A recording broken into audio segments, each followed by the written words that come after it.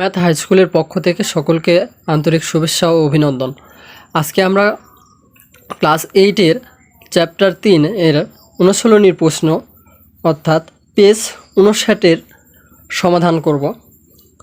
আচ্ছা, 1 নম্বরে বলতেছে কি, নিচের কোনটি দ্বিপদী রাশি নয়? তোমার উত্তরের সাপেক্ষে যুক্তি দাও। তাহলে প্রথমে ক নাম্বারটা কী আছে? ক নাম্বারটা আছে xy + 3x। এখানে কি বলছে? দ্বিপদী রাশি। আমাদের দ্বিপদী রাশি দুইটা রাশি থাকতে হবে, দুইটা পদ থাকতে হবে। সেখানে চলকের সংখ্যা যতই থাকুক না কেন সেটা আমাদের ব্যাপার না। ব্যাপারটা হচ্ছে আমাদের দুইটি পদ থাকতে হবে, তাহলে সেটা দ্বিপদী রাশি হবে। তাহলে দুইটি পদ এখানে আছে xy, এখানে আছে xy + 3xy। এখানে দুইটি পদ আছে, তাহলে এটা দ্বিপদী রাশি। তাহলে আমাদের এটা বলতে পারবো ক নাম্বার একটি দ্বিপদী রাশি, কারণ এখানে দুইটি পদ রয়েছে। একটি পদ হচ্ছে xy প্লাস আরেকটি পদ, অপর পদ হচ্ছে বা আরেকটি পদ হচ্ছে 3x। সুতরাং এটি একটি দ্বিপদী রাশি। খ নাম্বার হচ্ছে কি xy। এটা xy দুটি চলক, কিন্তু এটি একটি পদ, সেজন্য এটি হবে একপদী, মানে এটা দ্বিপদী রাশি হবে না।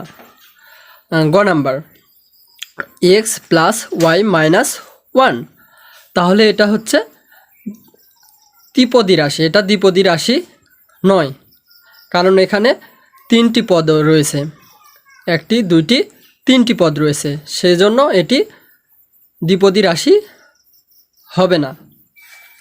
ঘ নাম্বার x² - 2x + 1, এটি দ্বিপদী রাশি নয়, এটিও দ্বিপদী রাশি নয়। কেন না?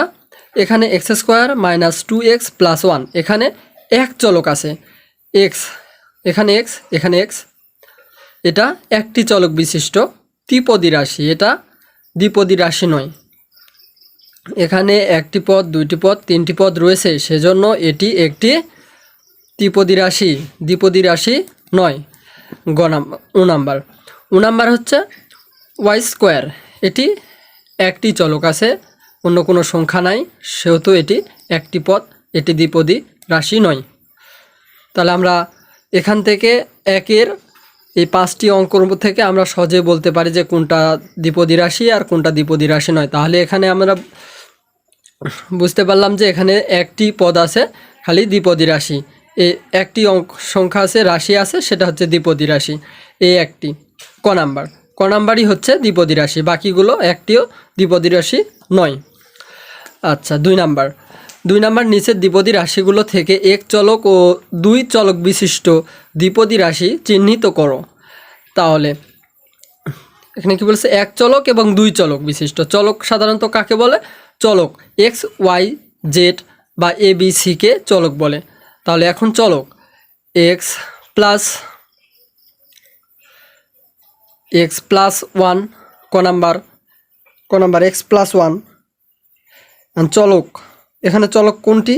x, শুধু x আছে, তাহলে xটা হবে চলক। তাহলে এটা কি? এক চলক বিশিষ্ট সংখ্যা, এক চলক বিশিষ্ট রাশি, এক চলক বিশিষ্ট রাশি।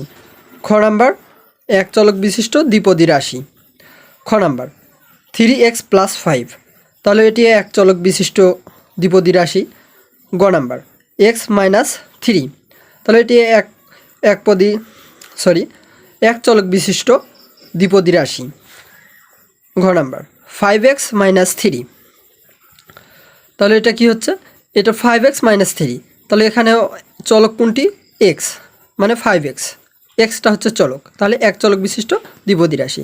উ নাম্বার 2x + 3y, এখানে কোন চলক হলো? এখানে চলক কয়টি হচ্ছে? x, y, দুইটি চলক এবং 2টি চলক বিশিষ্ট দ্বিপদী রাশি। উ নাম্বার হচ্ছে 2টি চলক বিশিষ্ট দ্বিপদী রাশি, কারণ এখানে x এবং y দুটি চলক রয়েছে। চ নাম্বার x² + 1, এটি একটি আছে, যেহেতু দেখা যাচ্ছে যে x আছে, এই xটি হচ্ছে চলক, তাহলে এখানটি হচ্ছে এক চলক বিশিষ্ট দ্বিপদী রাশি। 6 নাম্বার 6 নাম্বার হচ্ছে এক্স স্কোয়ার মাইনাস ওয়াই, এখানে দুইটি চলক রয়েছে। বোর্ডকে জ number x square plus y square, এটি এখানে রয়েছে দুইটি চলক এক্স প্লাস এক্স একটি ওয়াই একটি, দুইটি চলক বিশিষ্ট দুই পদ, মানে এটা একটা পদ এটা একটা পদ, তাহলে দ্বিপদী রাশি। তাহলে আমরা বুঝতে পারলাম যে এখান থেকে কয়টি দ্বিপদী রাশি রয়েছে, কয়টি এক চলক বিশিষ্ট দ্বিপদী রাশি রয়েছে, কয়টি দুই চলক বিশিষ্ট দ্বিপদী রাশি রয়েছে, আমরা এটা এখানে বুঝতে পারলাম। তাহলে আমরা একবার বলে নিই যে দেখে নিই কয়টি এক চলক বিশিষ্ট রাশি রয়েছে। এখানে ক নাম্বার হচ্ছে এক চলক বিশিষ্ট রাশি, খ নাম্বার, গ নাম্বার, ঘ নাম্বার, চ নাম্বার এক চলক বিশিষ্ট রাশি। 1 2 3 4 5টি, এই 5টি হচ্ছে এক চলক বিশিষ্ট দ্বিপদী রাশি।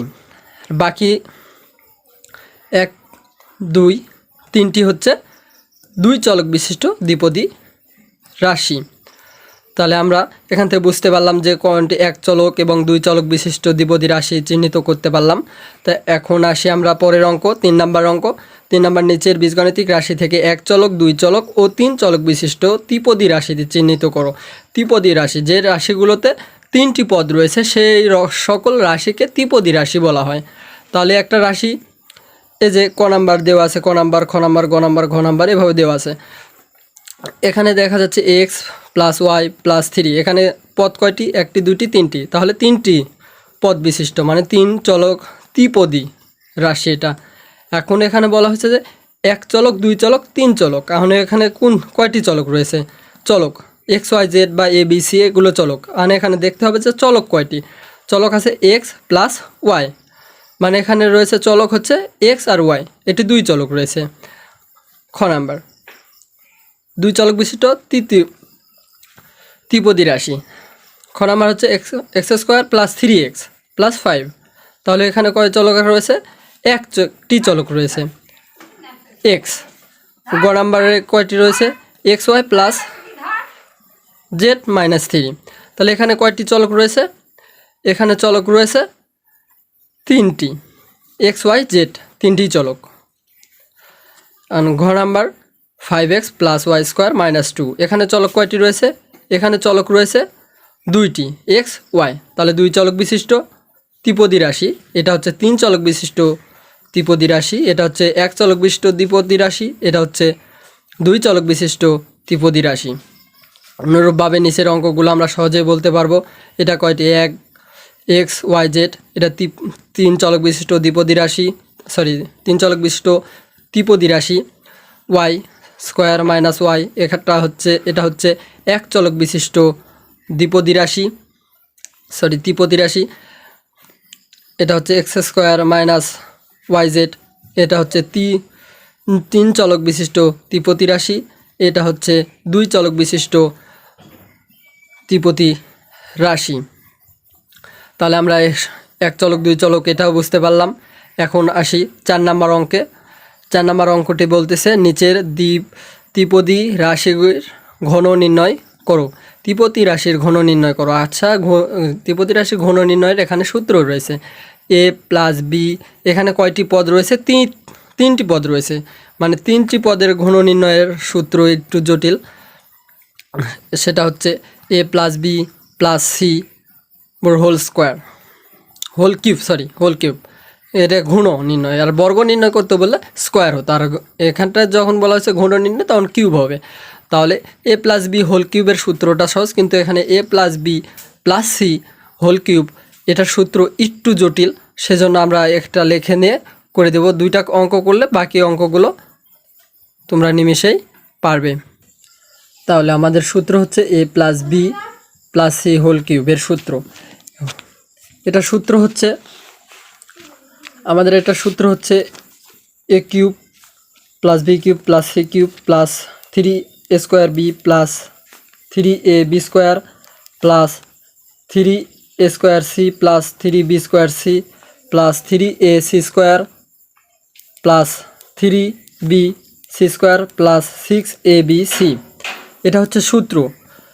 এ প্লাস বি প্লাস সি মানে তিন পদের ঘন নির্ণয়ের সূত্র হচ্ছে এটা। তিন পদ বিশিষ্ট ত্রিপদী রাশির ঘন নির্ণয়ের সূত্র হচ্ছে এগুলো। তাহলে আমাদের এখানে ঘন নির্ণয়ের সূত্র হচ্ছে, তাহলে আমাদের অঙ্কে কি বলা হয়েছে, অঙ্কে বলা হয়েছে ক নাম্বার, যেখানে তুলে দিয়েছি, সরি আমি তুলে রাখছি, তো এখানে এক্স প্লাস ওয়াই প্লাস থ্রির উপর কিউব, মানে এইটা আর আমাদের এই যে সূত্র, এই লাইনগুলো এই সূত্রতে সব কিছু বসাতে হবে।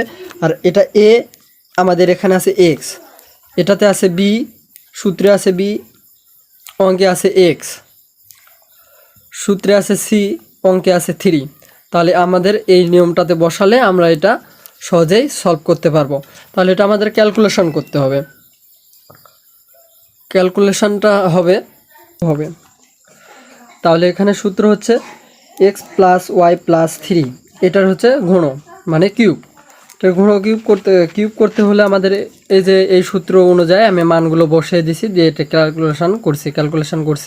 ক্যালকুলেশন করে উত্তর এটা হয়েছে, এটাই হচ্ছে জাস্ট উত্তর, অ্যান্সার, এটাই হচ্ছে অ্যান্সার। আমি এটা এখন বুঝিয়ে দিচ্ছি যে এক্স কিউব, সূত্রের a cube y cube plus 3 উপর cube plus 3x square y plus 3x y square plus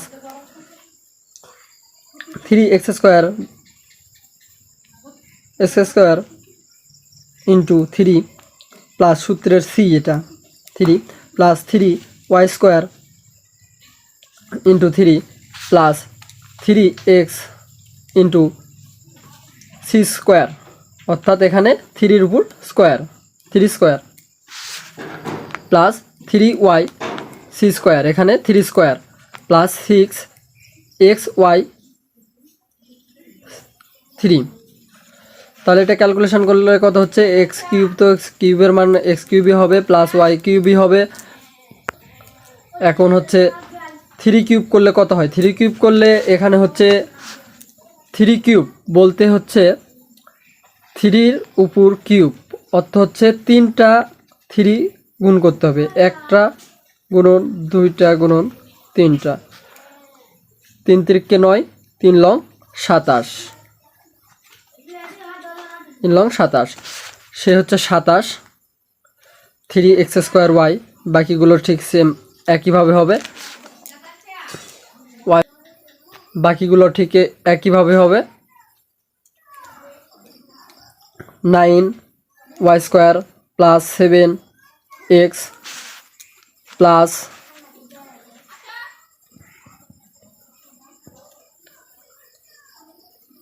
27y plus 18xy।